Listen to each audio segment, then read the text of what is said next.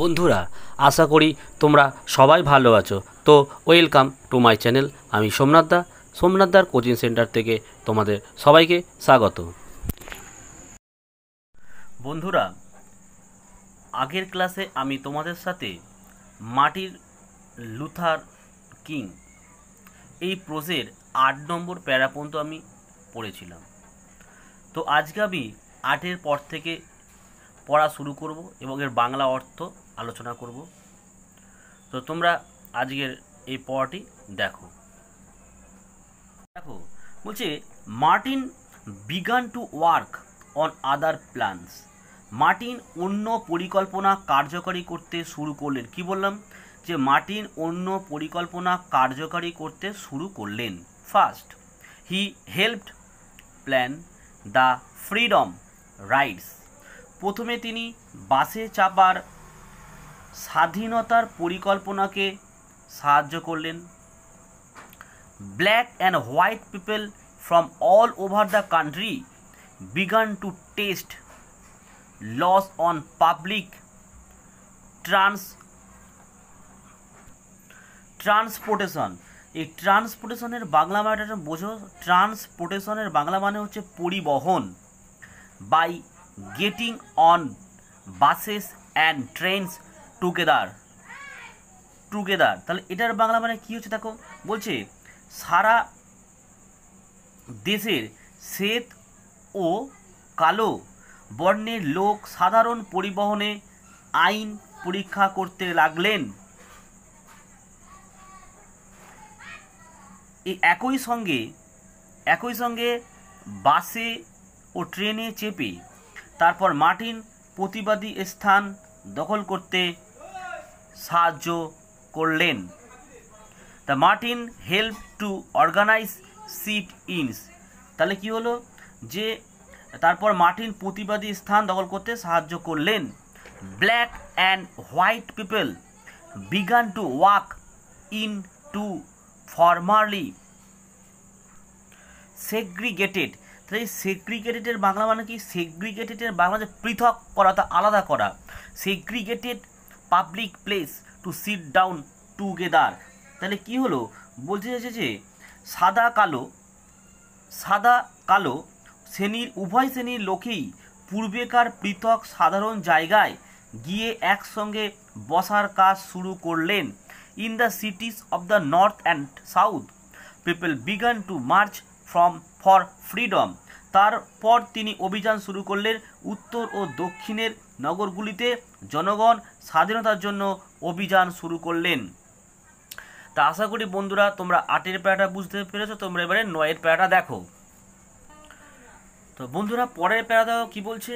বলছে in many places they were arrested. অর্থাৎ অনেক ক্ষেত্রেই তারা গ্রেপ্তার হয়েছিল। Sometimes they were attacked by police and dogs and sometimes they were stoned and beaten. কখনো কখনো তারা পুলিশ ও কুকুর দ্বারা আক্রান্ত হয়েছিল এবং কখনো কখনো তাদেরকে পাথর দ্বারা মারাও হয়েছিল। তারপর দেখো বলছে but they did not give up. কিন্তু তারা আশা ছাড়েনি। Thousands of people of all races মানে এখানে জাতি and all faiths peacefully went to jail for their beliefs. বিভিন্ন জাতের ও বিভিন্ন মতের হাজার হাজার লোক শান্তিপূর্ণভাবে জেলখানায় গিয়েছিল তাদের মতকে কার্যকারী করতে। ঠিক আছে বন্ধুরা, তাই 9-এরটা বুঝতে পেরেছ। এবার 10 নম্বরের প্যারা দেখো। বলছে in 1963 Martin led a huge march on Washington. 1963 সালে মার্টিন ওয়াশিংটনে অনেক লোক জড়ো করেছিলেন। More than quarters of million people meet there to ask Congress to pass laws that would guarantee Negroes the equal treatment that the Bill of Right promised. যে 2.5 লক্ষেরও বেশি লোক সেখানে জড়ো হয়েছিল আইনসভাকে, অর্থাৎ কংগ্রেস বলতে একটি আইন পাস করতে, যাতে অধিকারের বিল প্রতিজ্ঞা করেছিল যে নিগ্রোদেরকে সমভাবে ব্যবহারের অঙ্গীকার দিতে হবে। তারপর দেখো it was Washington that Martin talked about his dream for America. এই ওয়াশিংটনেই মার্টিন আমেরিকায় তার স্বপ্নের কথা বলেছিলেন। ঠিক আছে বন্ধুরা, এবারে তোমরা 11 নম্বর প্যারা দেখো। দেখো বলছে I have a dream that one day this nation will rise up and live out the true meaning of its creed। তাহলে কি বলছে, আমার একটি স্বপ্ন আছে যে এই জাতি একদিন জেগে উঠবে এবং ইয়ার জাতির প্রকৃত অর্থ বদলে দেবে। তাহলে ফের বলছি এটা বন্ধুরা, বলছে আমার একটি স্বপ্ন আছে যে এই জাতি একদিন জেগে উঠবে এবং ইহারাই জাতির প্রকৃত অর্থ বদলে দেবে। ঠিক আছে, তাহলে এখানে দেখো আছে নেশন মানে বাংলা মানে দেখো জাতি আছে, আর রাইজ আপ মানে জেগে ওঠা, আর দেখো কী আছে লাইভ আউট, এটাও একটা মিনিং বাদ দেওয়া, আর দেখো ক্রিড মানে কিন্তু এখানে জাতি। তাহলে we hold this truths to be self evident that all men are created equal. তাই কি বলছে যে আমরা বিশ্বাস রাখি এই সমস্ত সত্যগুলি স্বসিদ্ধ, যে সমস্ত মানুষই একইভাবে সৃষ্টি, যে সমস্ত মানুষই একইভাবে সৃষ্টি, এগুলো আমরা মানি এবং খুবই সত্য।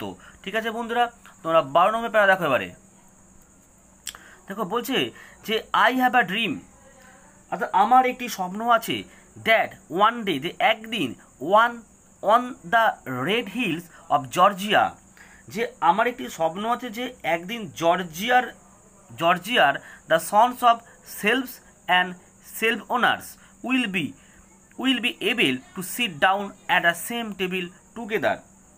তার মানে তোমার মার্টিন লুথারের একটা স্বপ্ন আছে, আমার একটা স্বপ্ন আছে যে একদিন জর্জিয়ার দাস, সেলফস মানে দাস, ও প্রভুর ছেলে সেলফ ওনার্স মানে প্রভুর ছেলেরা একই টেবিলে একই সঙ্গে বসতে সক্ষম হবে।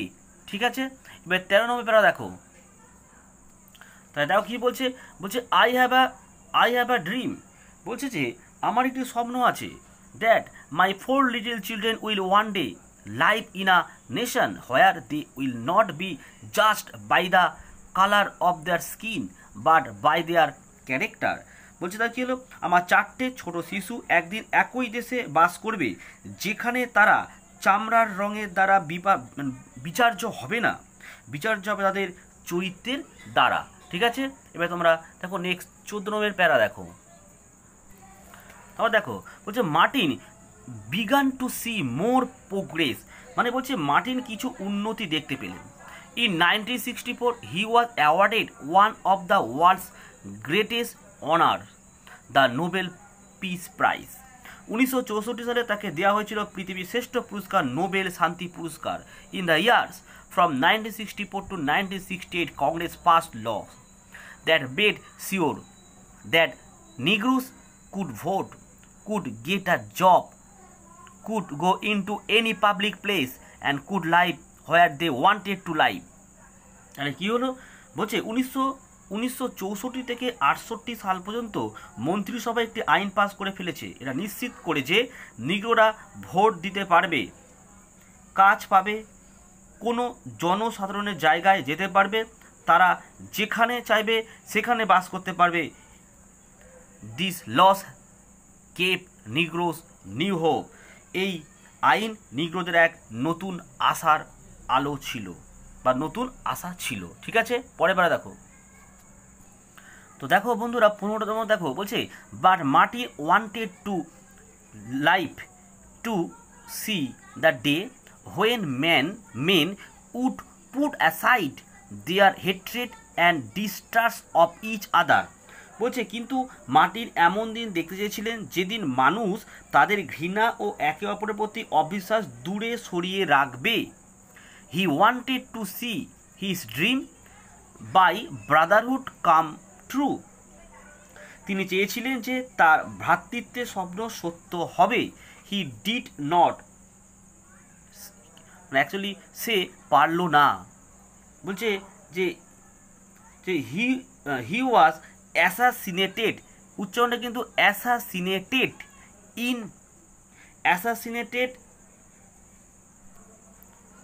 টিনিসি, এটা জায়গার নাম, অন এপ্রিল 1968 তাহলে কি হলো, 1968 সালের এপ্রিল মাসে তাকে হত্যা করা হলো।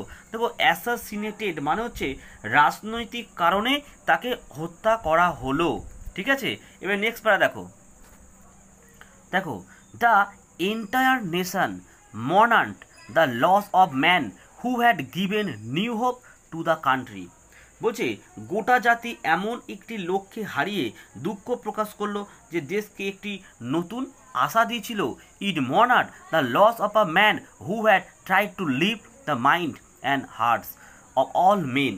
বলছে দেশ এমন এক লোককে হারিয়ে দুঃখ প্রকাশ করলো যে লোক প্রতিটি মানুষের মন ও হৃদয় উন্নত করতে, অর্থাৎ অ্যাকচুয়ালি মার্টিন লুথার এখানে সবার মনের উন্নতি করতে চেয়েছিল।